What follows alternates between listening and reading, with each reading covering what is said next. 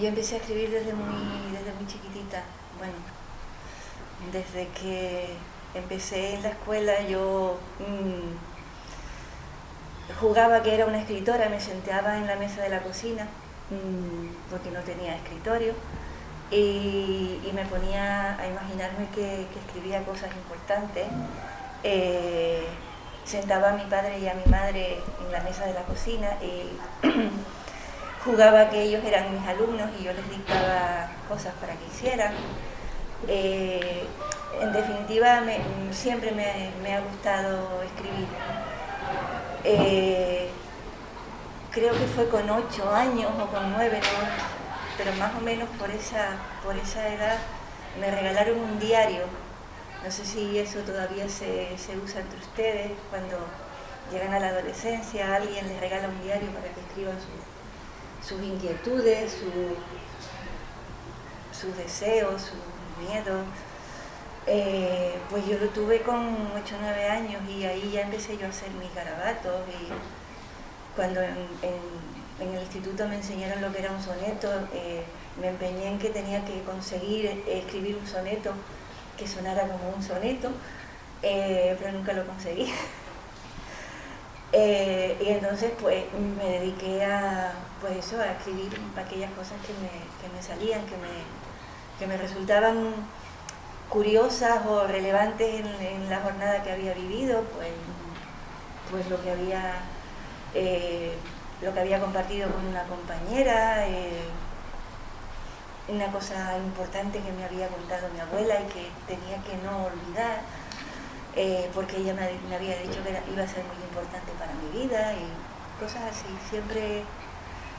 Siempre pensé en escribir y jamás me planteé no publicar. También es cierto que lo de publicar es una especie de lotería, ¿no? Mi primer libro fue una autoedición, fue un capricho que me permití cuando ya llevaba trabajando bastantes años. De hecho, el primero es este, Algunos amaneceres deshabitados, y voy a consultar el año porque no me acuerdo. 2005. Este fue el primero, una autoedición, porque tenía ganas de ver mis poemas escritos. Y luego pues la suerte de conocer a personas que se dedicaban a estas cosas, pues me llevaron ya que Baile del Sol y otras editoriales me sacaran otros poemarios.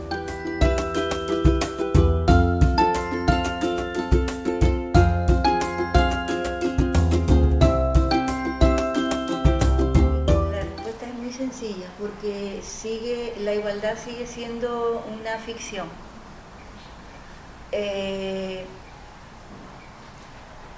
Cuando yo era pequeña,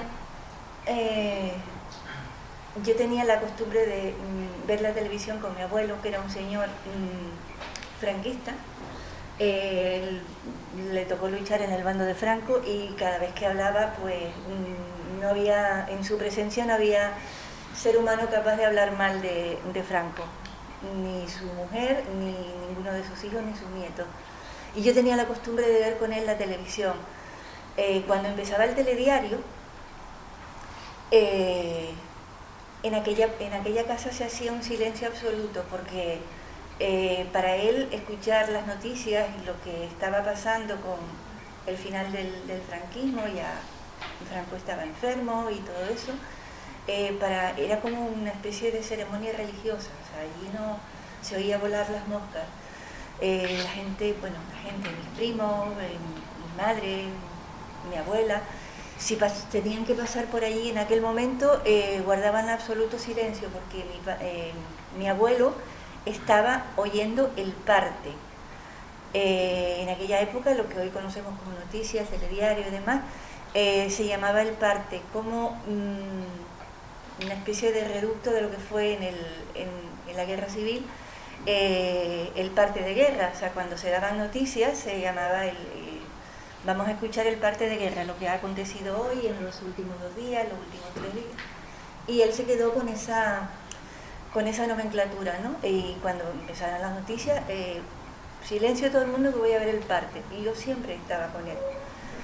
Y cuando se acababa el parte, empezaba una película, sesión de tarde, los sábados, por ejemplo. Y a mí me llamó desde siempre la atención el papel que tenían las mujeres en esas películas. De hecho, a veces lo comentaba con él. Si ustedes ven cualquier western de hace más de 20 años, verán que siempre hay un forajido que secuestra a una chica desvalida y que luego hay otro señor con 2 pistolas bien puestas que la salva porque tiene que asegurarle la vida. Y además suele ser guapo, se la lleva con él y son felices y tienen muchos niños. Y yo me preguntaba por qué todas las películas que veía en la tele, básicamente western, yo fui una víctima de los westerns por culpa de mi abuelo, no entendía por qué siempre la mujer tenía ese papel tan pasivo.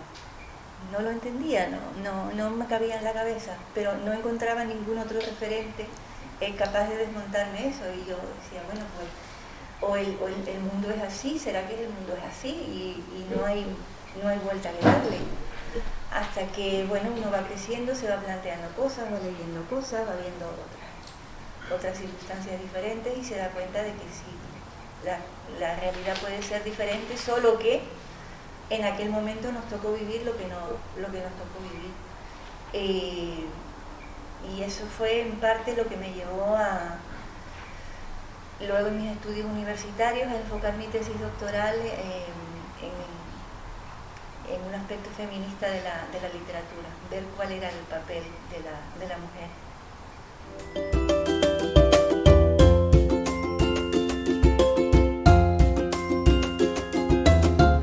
Pues mi madre encantada de la vida porque como soy hija única, ya falleció, ella era un referente muy especial para mí. Y claro, todo lo que yo hiciera, pues le encantaba. Cuando yo le dije que iba a publicar mi primer libro, evidentemente se emocionó. Luego hicimos una presentación en la Casa de la Cultura del Ayuntamiento de Weimar. Ella estaba allí, toda emocionada, como si a mí me hubieran dado siempre mi oboya o algo así. En general mi entorno me apoyó y se alegró de que por fin todas aquellas cositas que yo tenía escritas desde que tengo uso de razón vieran la luz, porque este libro en concreto no es otra cosa que la recopilación de todo aquello que yo tenía escrito. Aquí están los poemas más sencillos, más torpes quizás de mi trayectoria, los comienzos. Y bueno, verlo, por supuesto le hice una ilusión a ella porque ella era mi marido, a mi hija.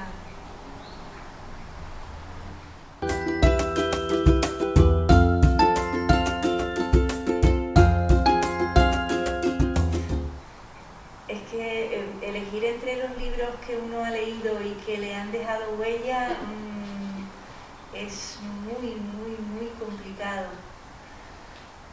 Pero quizás uno de Galdós, Fortunata y Jacinta, no sé si lo conocen, del realismo español. Galdós es un escritor que yo no sé, en Madrid se le dio mucho valor, pero en Canarias no sé yo hasta qué punto se le ha tratado como lo que es una gran figura de la literatura universal. A mí esa novela me impactó, la leí con la edad que ustedes tienen ahora, más o menos, y la leí porque me apeteció, no porque me la mandasen en el instituto. Pero me pareció de una belleza extraordinaria, como la convivencia en el Madrid de la época no sé si alguien la ha leído, de dos mujeres de clase social muy diferentes, que por azares de la vida se conocen y comparten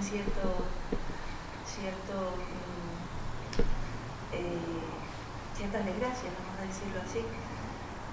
La forma en la que Galdós describe la sociedad y a los personajes, tanto por dentro como por fuera, a mí me cautivó. Me cautivó. Y otro libro que mientras hablaba me vino, que no quisiera dejar porque también es uno de mis favoritos, es 5 horas con Mario, de Miguel Delibes. No sé si también, supongo que han oído hablar de él. Es un monólogo de una señora en pleno franquismo frente al cadáver de su marido, en el que pues, durante toda la novela está hablándole como si le estuviese escuchando. A veces reflexiona, a veces le reprocha cosas, como si estuviese allí escuchándole, ¿no? Es una novela que les recomiendo,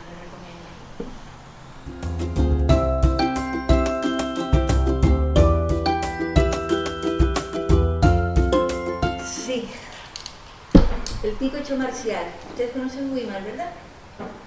Saben que hay encima un pico, la gente de Arafo lo conoce como el pico del Valle y la gente de Weimar lo conoce como el pico hecho marcial. Bueno, pues a mí ese pico,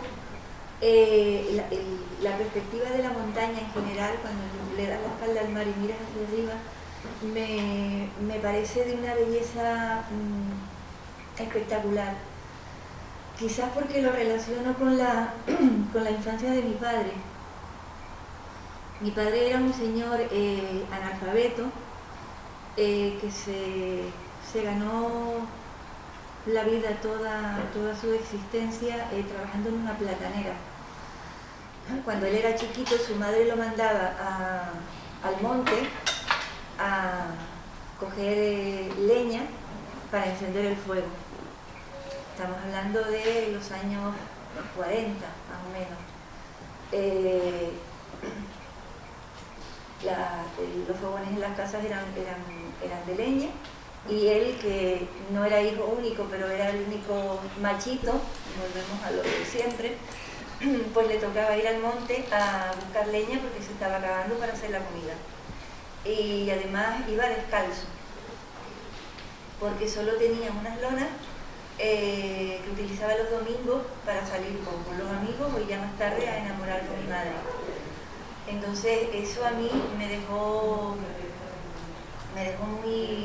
muy marcada, o sea, es como la imagen, el referente que yo tengo de mi padre como hombre que trabajó toda su vida muy duro simplemente para sobrevivir, porque en la bella España no se podía, salvo que tuvieras la oportunidad de estudiar y progresar, no había posibilidad de nada más.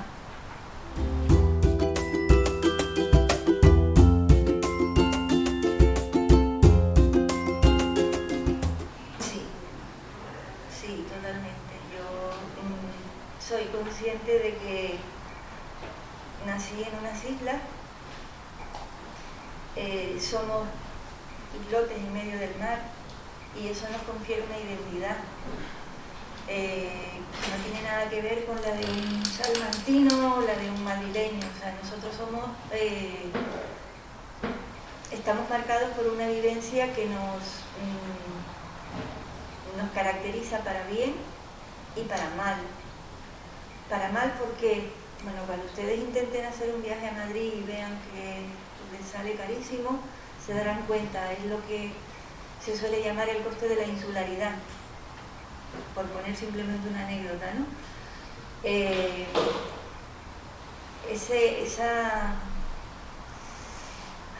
No sé cómo llamarlo, ese hándicap que nos hace diferentes, lo estamos notando seguramente ahora, no ustedes, pero sus padres, porque, como saben, la gasolina está disparada. Dicen que por la guerra de Ucrania.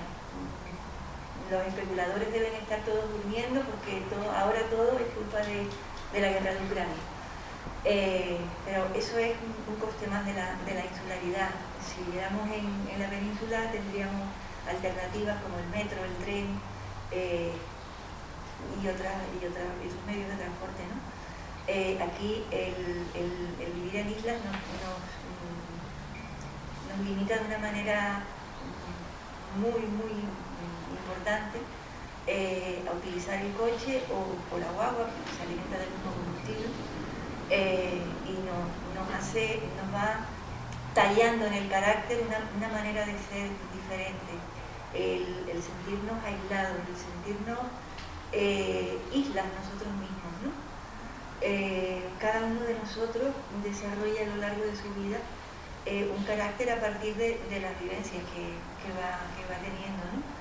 Y nosotros, como canarios, el ser islas, el aislamiento, seamos conscientes o no, nos da una impronta singular. Independientemente de eso, no, paralelamente a eso, mejor dicho, sí que he sido siempre muy consciente de la insularidad no solo en mi vida, sino también en la forma de escribir, porque me gusta sentirme isleña, me gusta sentirme canaria, y me gusta jugar con el lenguaje, con las palabras que son propias de nuestra forma de hablar frente a lo que podríamos llamar palabras del castellano estándar. Me gusta mucho hablar con canarismo. En mis versos encontrarán siempre guiños a este tipo de lenguaje, o magua, jeito, marecía, no sé, tantas otras que si le echan un vistazo. Yo esto lo he traído para dejárselo a la biblioteca del centro.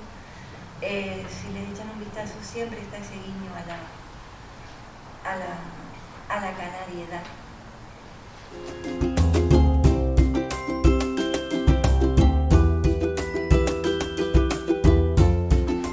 Buena pregunta. La respuesta es muy sencilla. Nunca me he atrevido a escribir una novela. Creo que no soy capaz de hilvanar tanta urdimbre literaria como para darle cuerpo a un relato largo. A lo mejor un día me pongo, y seguramente cuando me jubile lo intentaré, pero lo que siempre me ha frenado es eso, me veo incapaz. Soy como de ideas muy sintéticas, y cuando se me ocurre algo, lo escribo y se me queda en 3, 4, 5 líneas, y luego si me pongo pues lo transformo y puede salir a lo mejor un poema de 10, 15 versos, pero en origen siempre es como una chispa de algo que brota en un momento y luego se va convirtiendo en un conjuntito de versos, pero la novela siempre me ha dado mucho respeto, la verdad. Ojalá.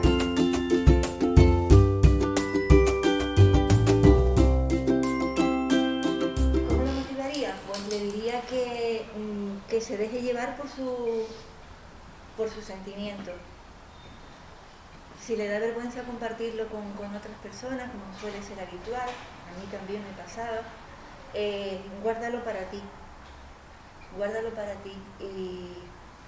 Y en esa gaveta donde vas guardando las cositas, en algún momento algo dentro de ti te va a decir, voy a releer todo lo que he escrito. Y en ese momento te encontrarás contigo mismo y verás si decides que vale la pena o no. Pero yo creo que siempre vale la pena, independientemente de que esto llegue a ser un libro que esté en un estante en una biblioteca o en una librería. Siempre vale la pena, porque escribir es una manera de estar en la vida como otra cualquiera. Hay gente que pinta, gente que estudia bellas artes y hace cuadros preciosos, o gente que coge unos sprays y hace un graffiti en la calle que te cae muerto, porque es arte puro, es bellísimo. Entonces yo creo que uno tiene que darle rienda suelta a aquello que le hace sentir bien. Mi consejo sería que no lo dejaras, que siguieras y que fueras tú, porque al final lo que nos hace felices en la vida es ser uno mismo, no imitar a nadie, porque creo que fue alguien quien lo dijo, para la cita soy terrible, no seas la copia de nadie, sé tú mismo que eres el original.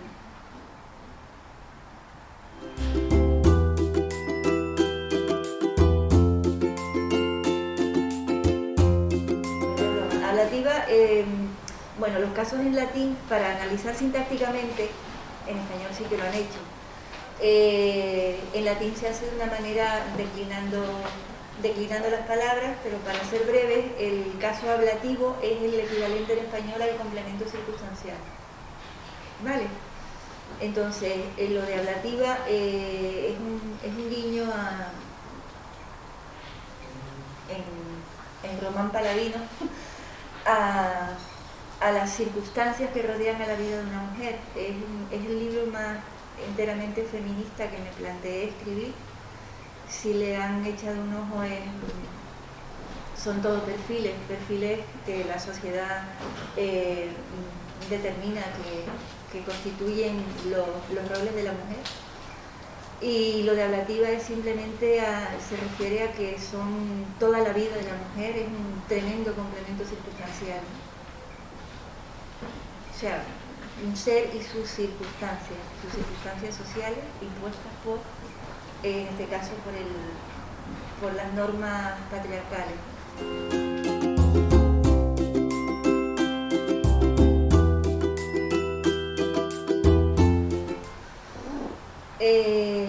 Yo creo que hoy en día no tanto. En el pasado sí.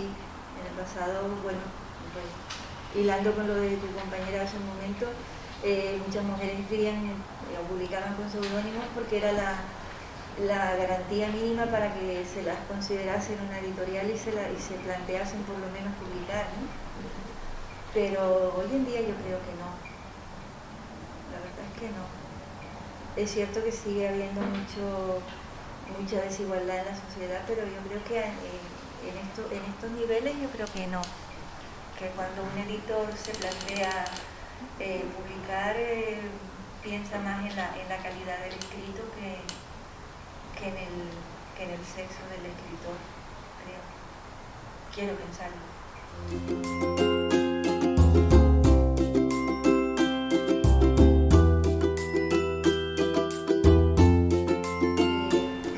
Lo de la tesis doctoral fue yendo poquito a poco. Yo cuando acabé la carrera, me planteé hacer la tesina.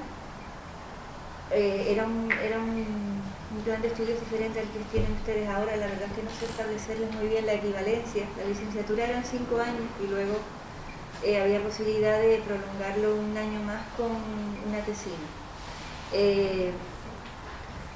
Esa tesina yo decidí, por influencia de una profesora que tuve en quinto de carrera, que me apasionó la forma que tenía de transmitir las cosas, que quería estudiar a una autora española, para ver cómo en sus novelas se veía reflejado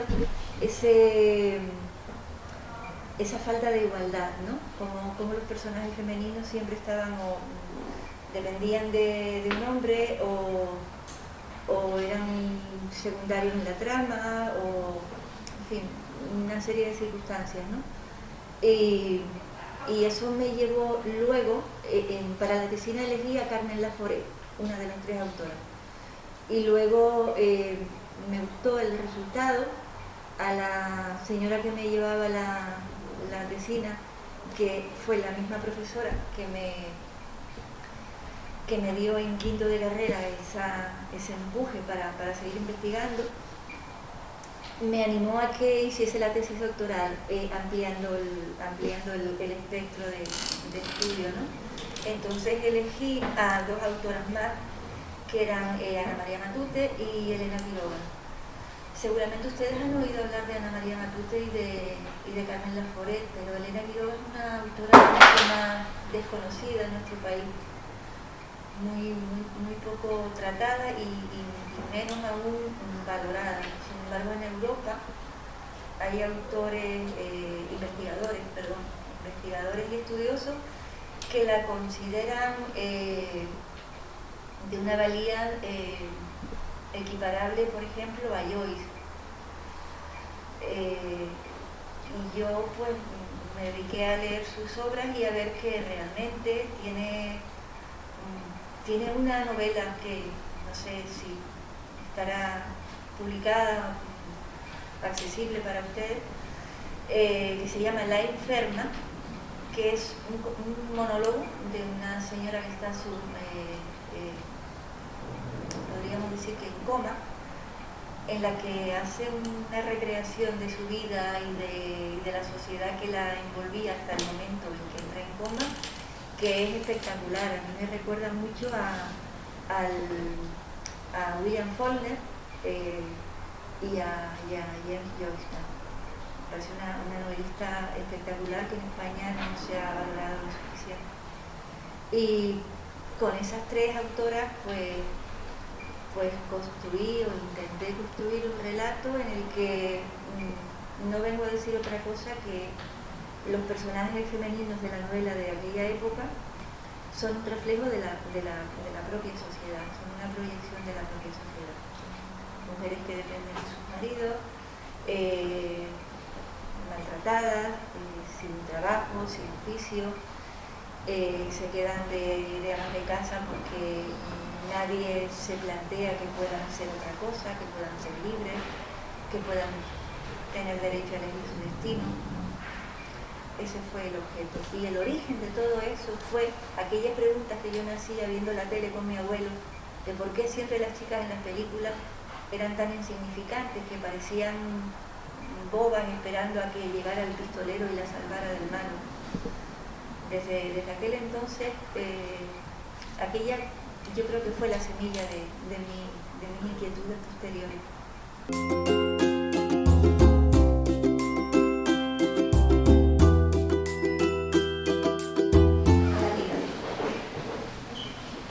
Amo a quienes me han enseñado a pronunciar y a escuchar te quiero con miradas enhiestas y enteras. Amo a quienes han entibiado mi corazón compartiendo llantos y oraciones de silencio. Amo a los peregrinos compañeros de singladura, en este andar mío machadiano y disperso. Amo a todas las almas que han bailado con mis locuras, con mis miedos, con mis dolores y con mis sueños. A toda esa caterva de creyentes y practicantes del pan pobre y de la poesía sorda, les declaro mi amor.